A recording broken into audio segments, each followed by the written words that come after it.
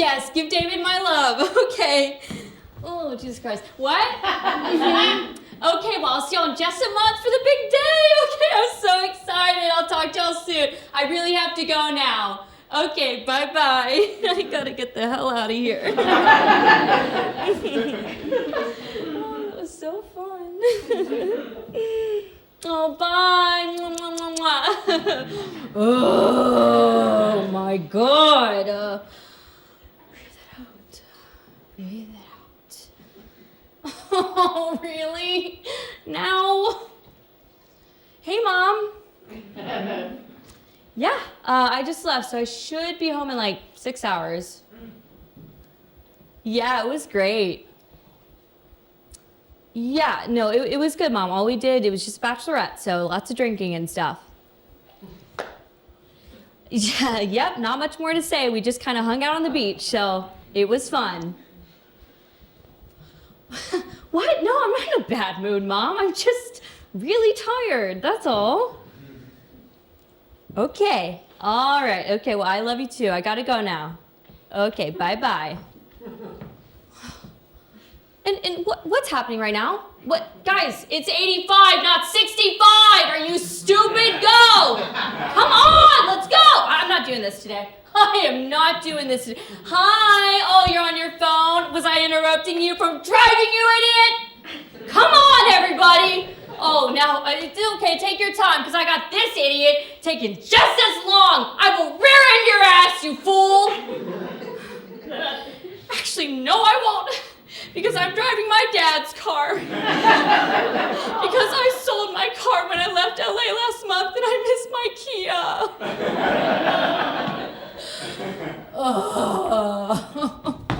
I hate bachelorette weekends. Why can't we have fun like guys do? You know, play golf, get drunk, maybe, what's the word? Chill? But no. Instead, let's spend thousands of dollars so I can dress up as my favorite version of Jennifer. And yes, I love sipping margaritas through a penis straw while wearing tattoos of your fiance's face that will take me days to scrub off my body. Oh my God, we're gonna play Jeopardy, but with questions about the bride and groom? Oh, so creative, wow! And it's always the same. Everybody is married with kids, bored out of their minds, and I'm the crazy girl that goes out all the time because everybody I know just so happens to be a DJ. Well, maybe I don't want to be the party girl. Maybe I want a weekend to rest and reset. And look, I love my friends. I'm so happy that they're happy. I mean that. But it's just crazy how everyone seems to be moving at the same pace. And yeah, I mean, I guess it's a Southern thing. Everybody in LA that I know is just now coming home from the afters at 7 a.m. But still, it's just too much. You know, Lily's getting married. Mac isn't even at the bachelorette because she's quite literally birthing a human. And then Taylor's like, OMG, we put an offer on a house and we got it. And then Addie's like, surprise, I'm pregnant. And then everybody starts crying. And I go, what? That's weird. Oh, planned, yes, with the husband. Congrats. Which, yeah, it was a weird response, but I mean, how am I supposed to act when being pregnant is quite literally still my worst nightmare?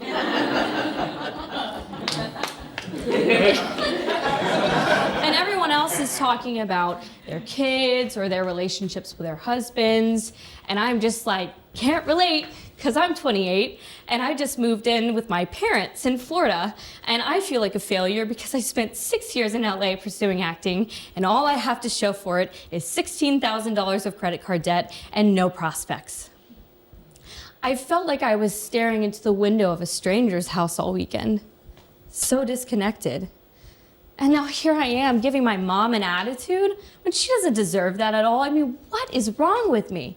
I love my parents and I'm so grateful I get to live with them and pay off debt, and one day they're gonna be dead and I'm gonna wish that I could relive this time. But honestly, this season of life, it's just so uncomfortable.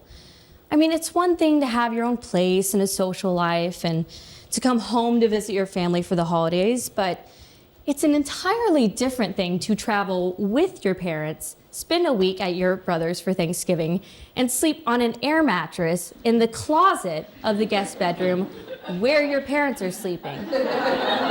For 7 days and 7 nights. Every morning I'd come out of the closet. Daylight would pierce my eyes. My dad was always fresh out of the shower in a towel, like, can we not? And then Mom would come at me with outstretched arms singing, "Rise and shine, give God the glory, glory."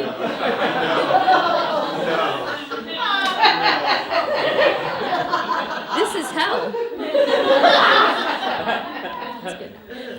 I felt like I was in 13 going on 30. You know, if it like was a horror film. But to be honest, like in Florida, at my parents' house, I have my own loft where, you know, I can have my own space, but that still just doesn't stop me from hearing the trickle of my father's pee reverberating around the house. And then all day, he's in and out of the pantry, foraging for nuts. And if it's not nuts, he's sipping his coffee and slurping some godforsaken soup. It's like, oh, nightmare ASMR. But, you know, a part of me was really excited about leaving LA. Like, if I'm being honest, I didn't really feel like I fit in there. And I was so tired of working 3 jobs. I wanted to travel and have fun and take acting classes, but to do that, I had to work every weekend just to have money. And I loved my roommates, but we shared a house with an upstairs neighbor named Snow Leopard. Legally. Who was always DJing on his toilet during his art crawls or using his apartment as a homeless shelter. We had so much crazy traffic on our balcony. I mean, we tried having a daybed on our side of the porch, but people kept having sex on it. There's just no peace. About 3 years living into LA, I found myself in a bit of a party group. Yeah, I was spending every week going to big DJ events in dark warehouses. Everyone was sweating and touching each other as they were rolling. I really tried to be that festival girly, but honestly, it all just sounded the same to me. It was like, this song is so good. I said, this song is so good. No, don't touch me. Thank you. I loved my friends, but like, this wasn't really my scene. And some of the people in this city, I find the wannabe influencers to be insufferable. I mean, every time I walk down the street, some girl's filming herself, like. It's like, what are you doing? You're not even doing anything interesting. Or they'd be smearing makeup on their faces while trauma dumping on a live stream. They'd be like, hey, you guys, come get ready with me while I tell you about how my boyfriend cheated on me with my hairdresser's brother. I struggled to fit in. And, you know, I met incredible people that I want to keep forever, but I just couldn't grapple with the fact that as you get older, you don't really have like this big group of friends often, but really kind of a handful of best friends. And the dating scene.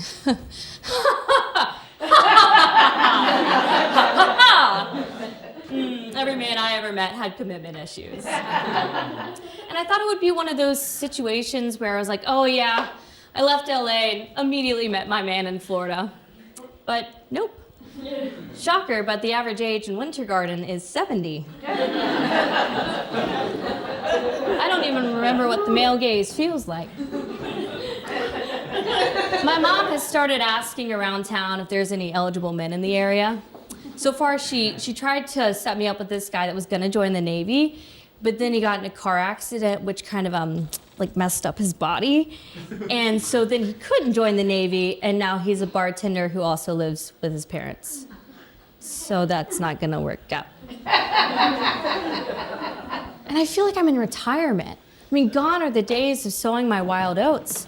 Now my weekly social outing is just my golf lesson. It's me and 10 other women all in their 60s.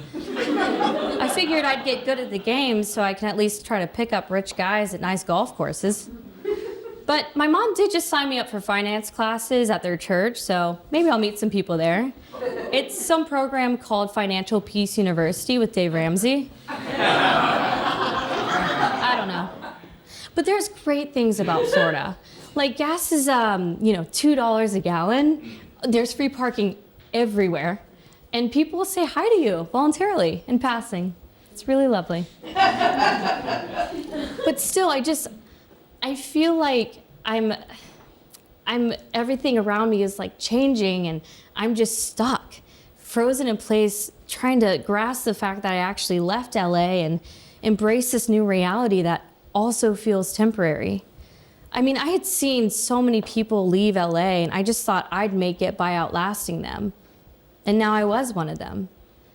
And with Florida, I mean, I really felt like it was the right decision to make because I felt relieved, whereas times before I always felt slight resistance towards the idea. I just wanted to feel happy and a sense of belonging, and I really think that I thought Florida would have all those answers.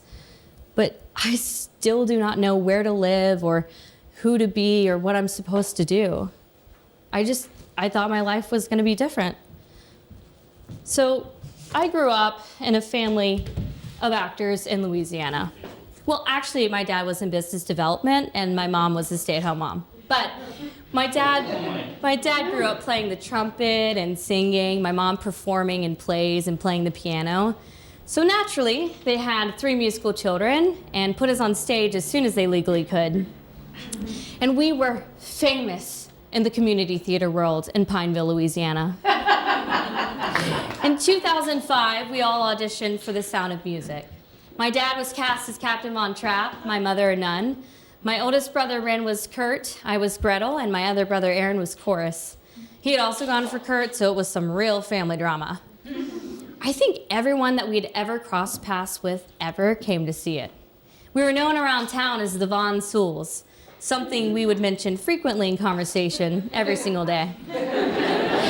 The hills are alive with the Von Sewells. See what I did there? That was us.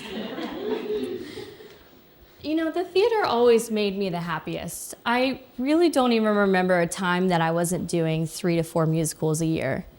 And my brothers, they loved it too, but I knew I was destined for fame. In fact, my Swiss grandmother made 3 prophecies for us. Now, I don't know if you know this about the Swiss, but they love to prophesize. They're very woo-woo. So for my oldest brother, Ren, she said that he would be very musical, which kind of duh. But he did come out with perfect pitch, and he can listen to any song and play it on the piano. My other brother, Aaron, she said was going to be rich, which I think he's on par for. He keeps mentioning his investments. I don't really listen. But as for me, well, she said I was going to be famous. So I forced my parents to bring me to any talent meetup that came to Pineville. You know, Mom always had a bad vibe about them, but in hindsight, it was kind of weird performing a monologue in a double wide. I also tried to make a PowerPoint to convince them to move us to LA like Emma Stone did. It did not work. But, you know, they would always make up an excuse like, oh, wait till your braces come off, or, you know, we want you to have a normal life. I mean, we were very middle class. Like, no way in hell were they going to move us to LA. But I even considered moving to LA instead of going to college. But they advised me that I should get a backup degree. So I went to LSU, where I double majored in communications and drinking. I joined a sorority, where I tried to fit in with society's brightest. But I really found my best friends in the musical theater club freshman year. In fact, sophomore year, I auditioned for Tracy Turnblad in Hairspray, my dream role, and got it. Thank you. It was a hit on campus and sold out almost every night. I felt like an absolute celebrity being recognized by 2 people on a campus of 42,000. I was like, surely this is the start of a very long and illustrious career. And yet, 2 months later, I would audition for Beauty and the Beast at the local community theater and was cast as spoon number 2. complete with headgear and 2 sugarloaves. I was humbled, to say the least. Junior year, I would finally come to LA to visit for the first time. I remember doing a tour of the Dolby Theater and coming up on stage pretending I had just received an Oscar. Thank you so much. Meryl, sit down. She's crazy. And then very clearly, I heard the voice of God say, "You'll be here in 7 years." That was 2018. You do the math. But still, I really knew that I had to move. So after college, I finally made the move to LA where I was going to study the Meisner technique against my parents' wishes. Somehow they were surprised that I wanted to be a full-time actor, as if they hadn't raised me performing my entire life. But ironically, we would argue about how unreasonable it was. I would always throw back at them, "Well, what do you want me to do? You want me to be in PR like the rest of them? That's your dream, not mine." Regardless, July 30th, 2019, they moved me into my roach-infested apartment in Koreatown. I had 2 friends, including the roach, $4 to my name, and the ability not to get a corporate job, which I really needed. I discovered kale. That was exciting. I ate it exclusively for months, lost 12 pounds, looked incredible, and found out that the old men at the pool in LA Fitness will actually swim under you to get a better look. I was deeply homesick, but I would always remind myself, like, I was doing this for my family. Nevertheless, I started to get jealous of my friends who had taken the master's degree route. You know, they were in the safety of school. They all started dating guys that they could see as their future husbands. Meanwhile, I was crying in acting class every week using the trauma of having dated a serial rapist. At least I could use it for the sake of my art. I was clinically depressed, but the acting was fabulous. I was really doing it. I was a tortured artist. The years would pass by, and I was less clinically depressed, but the southern warmth had fled my body. Now I wished ill upon anyone that I was on the 405. Wished ill upon anyone that was on the 405 with me, and was rage consumed every time I couldn't find parking, which was every time.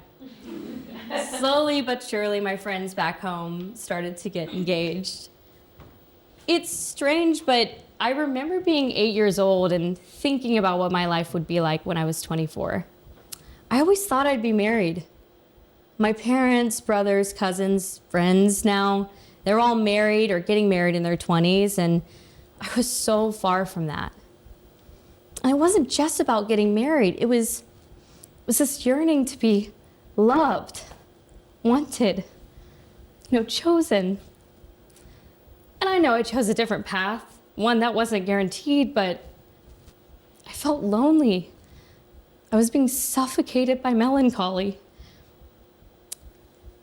And apparently, I have this weird expiration date where men seem to lose interest in me after 2 months.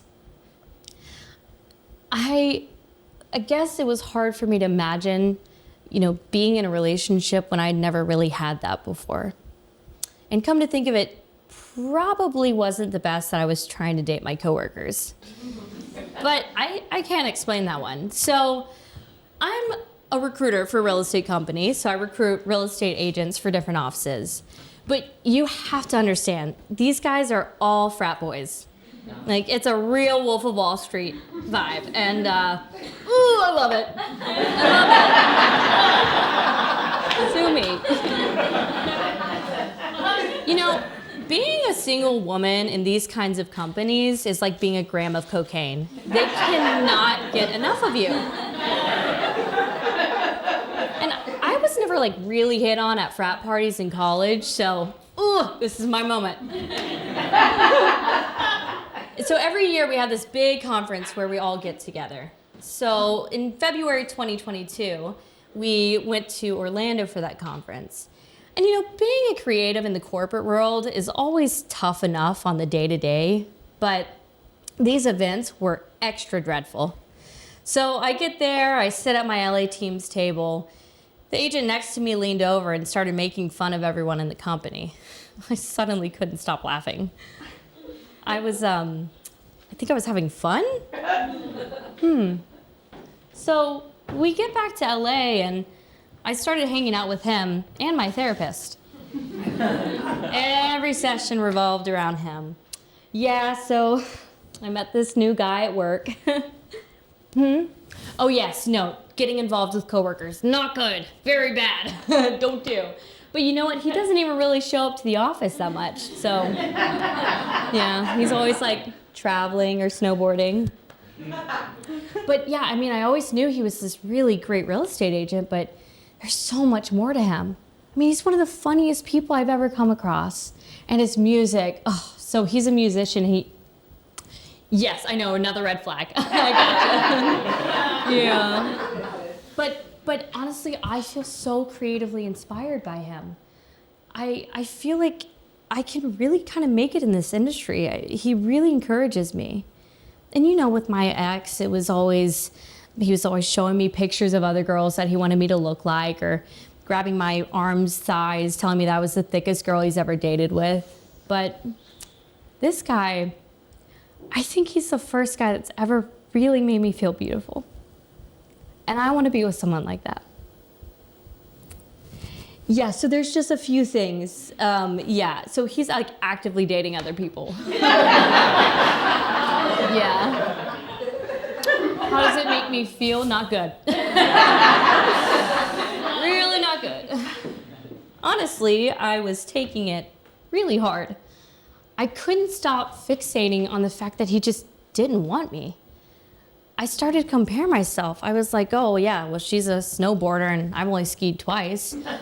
Or he would go and post them at concerts and I would listen to that artist all the next week, just desperately trying to fit the mold of these girls. And we became really good friends. And I really thought maybe, but I just didn't quite check off his boxes like these other girls did. And in hindsight, you know, we didn't really have one single foundational belief that was the same. A little bit of an issue. But still, I wanted him to pick me over these other girls. I was tired of being on the roster. I really tried to let him go, but I just couldn't. And it was during this time that one of my friend's parents passed away. The reality hit that there's far greater grief than a man not wanting you back. We were both pursuing acting, but as the pain of the current circumstances became too loud, we used partying to quiet the noise. Suddenly, the dream of being a working actress became secondary to going out to bars Monday through Thursday, sometimes into Sunday. I was always posting stories on my Instagram of me partying to see if he would say anything. For some reason, he didn't think my budding alcoholism was attractive. I just wanted to be fun and interesting and not feel so alone. I had this idea that people in relationships are just happier. You know, at least they have someone. What was I even doing here anymore? I mean, my identity had been completely wrapped up in this lack of male attention and self-loathing. If I wasn't partying, I was doom scrolling, trying to figure out when he was last active on Instagram or what new girls had followed him, and comparing myself to every other person that seemed to have it all together. I wish I could say it was some big awakening that woke me up and pulled me out of there, but it was John Mayer. Yeah. I watched an interview of him talking about how he was going through this really bad hangover, and he had a moment where he was like, what like percentage of my potential am I using right now? And he realized he had to give up alcohol to reach 100% of it. I was not going to go sober, just straight up. But it really struck me because deep down, I really did feel like I had the gifts and the talent to be something, and I was just wasting it away. I had an acting teacher once say, keep the main thing the main thing. And I used to think, duh, that's easy.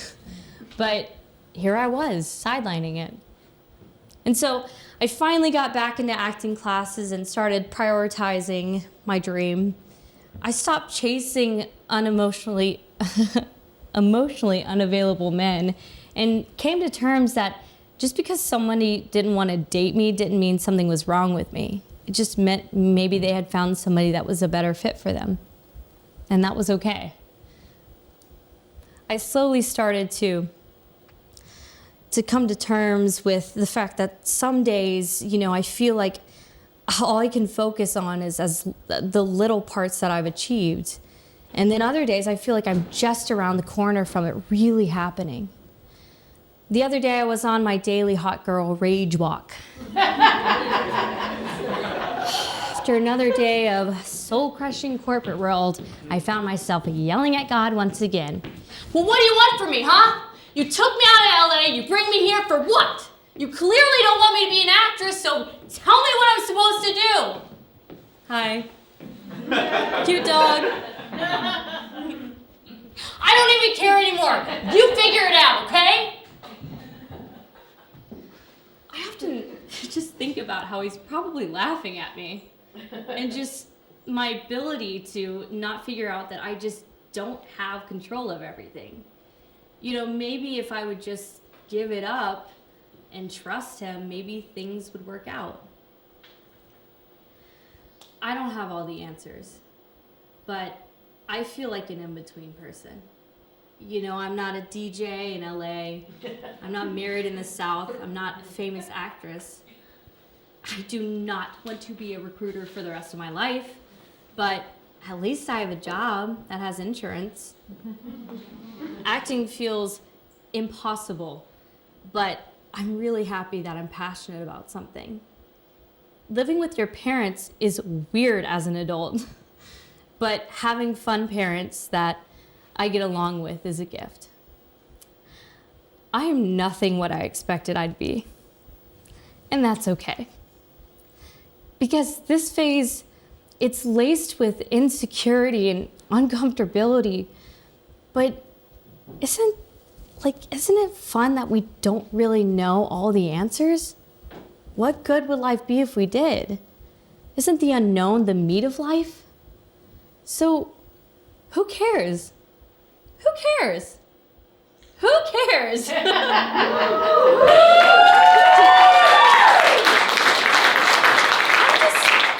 just gonna buckle up and ride the ride.